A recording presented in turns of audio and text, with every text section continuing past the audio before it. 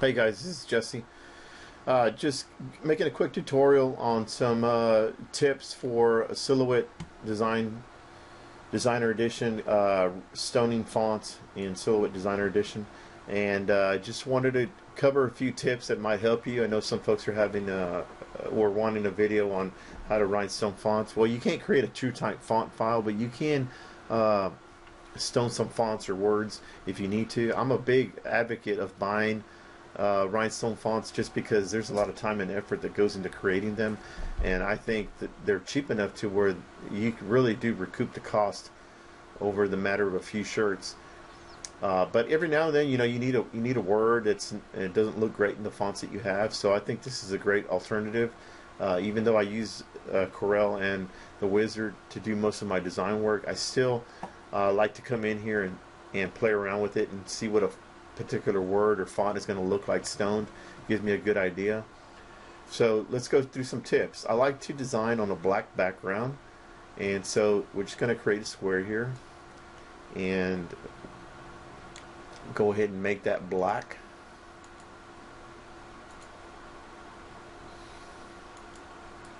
Go and select it. You click on this fill color up here, and then you go and select it black. And I have my word in white, and you notice it's going to be behind it, so I'm going to go ahead and right click on that and bring to front.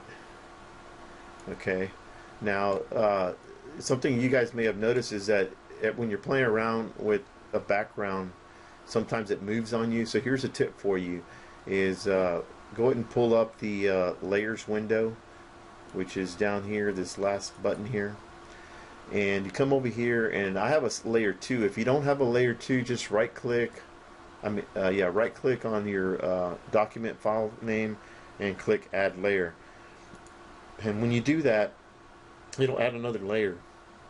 And what I like to do is I believe the back layer is always going to be layer 1, so go ahead and leave it there, but bring your text over to layer 2.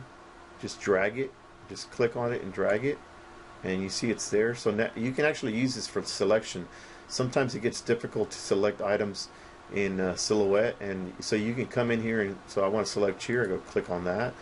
You click on my square. I click on that. If you don't want to see your square, you click the little eye icon, and it goes away. Same thing with the text. Click on that, it goes away. Another neat thing you can do is, I don't want my square to be clickable or movable, so I'm going to go ahead and click this icon here, and this is going to lock it. So now I can come in here, and it's not going to move on me. So okay, so we go ahead and select the text. I like to keep it's at 9.5. That's all tentative right now because it's going to change on you. Each font is different. So come in here and go to the Rhinestone window, which is up here. It's kind of like a octagon with a pentagon with stones on it. So go ahead and select it, and right now it has none as stones, and if you click on edge, it will do just an edge. If you click on linear, it's going to do rows of stones, and then radial is going to do like an island effect. So I like to keep it on either linear or radial. Just depends on what the look I'm going for, and you can change this later, but for now we'll do 10SS radial fill. And what I like to do now is, we can go ahead and close this layer window here. What I like to do is, I like to go to my fonts, and then you can start at the top if you want, so make sure you have your word selected. Start at the top, and then a lot of times I don't know what kind of font I want. I mean, I have an idea, but I don't necessarily know. And you know what? Sometimes you guys are promising the customer a particular font, and that's great. You have customers that want a particular font, and that's going to be a lot harder. And you might as well just start placing stones or upgrade to other software that will allow you to put stones on a path, and you can kind of do that here in Silhouette. But if they don't know, then just start going through these fonts and trying to look for a font that looks good. And what I like to do is I just click on one and then I use my keyboard arrow keys and I start scrolling through them. And when I find a font that kind of looks okay, then I start playing with the width and height.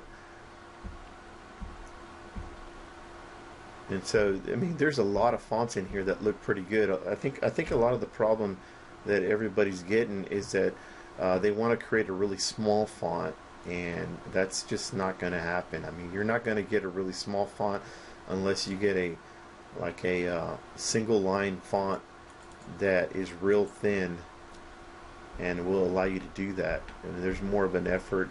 I do have some fonts that are like that. For some reason, they're not showing up in Silhouette. So I'm just going through my fonts using my arrow key. I'm just arrowing down.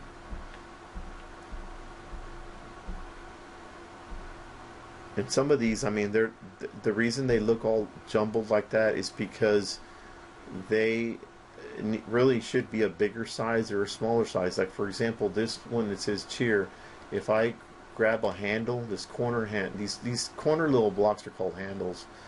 So if I grab a corner handle, and if I grab the corner, I know it's gonna make my word bigger proportionately, so it's gonna grow.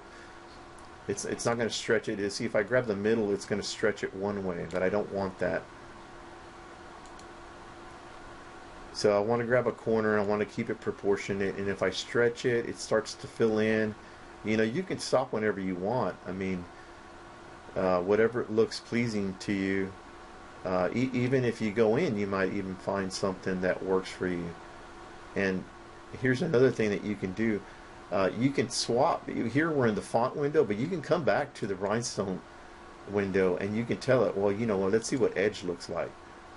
And then you grab a corner handle and you start, going through it. And actually, edge works pretty good for a lot of thick fonts. And if you want to try linear fill, you can try that too. And that's going to look great in some like impact font, collegiate fonts. I mean, really, it's all about what's pleasing to you and your customer. So for now, I mean, let's just, I think that's, you can get away with some of these double line fonts that are empty on the inside. I think they look great. And you can go back. Here's another thing I like to do. Here's another tip. So that's one font that I might want. So go ahead and click on it, and then come down to this window, and you see two blocks. Click on that, and it creates a duplicate of it. So now you can bring the duplicate down like this, and then go play around with some other fonts. And so we're still on that font. I can just start clicking with my arrow key, see what else I like.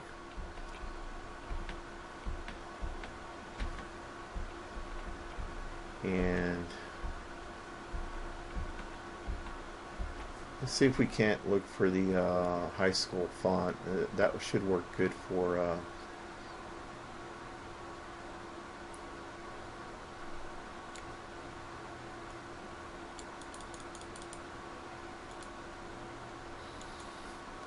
okay, so that should work good with the if I change the type of fill to linear fill, I'm thinking. So we can set it to either radial. I'm probably thinking looks better with linear fill. So what I'm going to do here is I'm just going to stretch it out and see where I get a better font look. And you kind of want all the stones to be the same, equal spacing. Sometimes it's just not going to happen, and it's going to require you to do some editing by hand. At some point, as you stretch it, it'll include another row, and you kind of got to see, okay, that looks great, and then I'll move it over here to see what that's 9.9. Okay, that's still doable on a women's shirt. Maybe it's not the optimal, but I think it definitely could work. So I've got two fonts here that I kind of like. So if you needed to adjust some of these, you could. If you needed to. So I'm gonna, I've got these two here. What I'm gonna do now is I'm going to make a copy of this one here and just show you how you could adjust stones if you needed to adjust them. So you could bring it over here definitely. And what I like to do is tell people that right clicking is your friend. I mean, I made a copy of it, so if I mess this one up, there's nothing I mean, I got nothing to lose. It's just right click. You know, I don't memorize steps. I wish I could, but I just can't remember everything. So convert to path. I may ungroup, and I'm pretty sure this is the right step. So you convert to path, you ungroup, and then you come over here while everything is still selected, and then do a release rhinestones. And now what happens is you've got each of these little stones that are released and separate. And so if you needed to, you could move them, and you could add more. You could close up some spacing if you needed to in here. I think for what we're doing here, I think it looks great the way it is. And really, that's all my basic tips for Designer Edition. What I wanted to show is that if you wanted to import this into Corel, you could. And the way I usually do it is I'm going to go ahead and make my text black.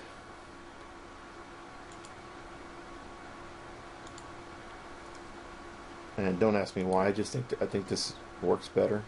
I'm going to unlock my black layer and hide it, and then I'm going to zoom in. Okay, and I try to make it as big as I can. And so I'm not kidding you. I mean, a lot of times I do design fonts in Designer Edition, and I bring them into Corel. And so what I'm doing here, I got it big, so I bring my Windows Snip tool in. I click New, and I just take a snapshot of it, and then I go to Edit, Copy, and then I come over here to Corel, and I paste it in there. I've got it in here, and all I do is I do a bitmap, quick trace.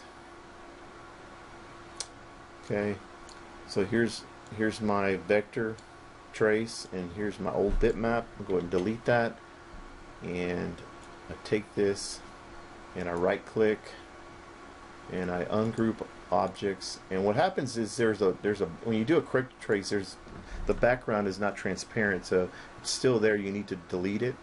Just select the background, so if you can't see it, I can click on it and make it a different color so you can tell. See, it's still there. Go ahead and delete that. So now it's gone. I go ahead and select all of this. I use my wizard here, and I click on the resize, and it's going to tell me that not all stones are 0.129, which is SS10. Would you like to replace? And I'm going to tell it yes. And basically what it does is it resized it, and it made it SS10, and it replaced each circle. And there's a few that it didn't recognize right there. So you could just delete that and copy and make new ones. But I think that's great. I mean, I use it all the time. It's not a tool. I like to jump from tool to tool, and I like to use different tools when I'm designing something. And I hope this was helpful to you. If you have any questions, just hit me up on the CRV page. Thank you.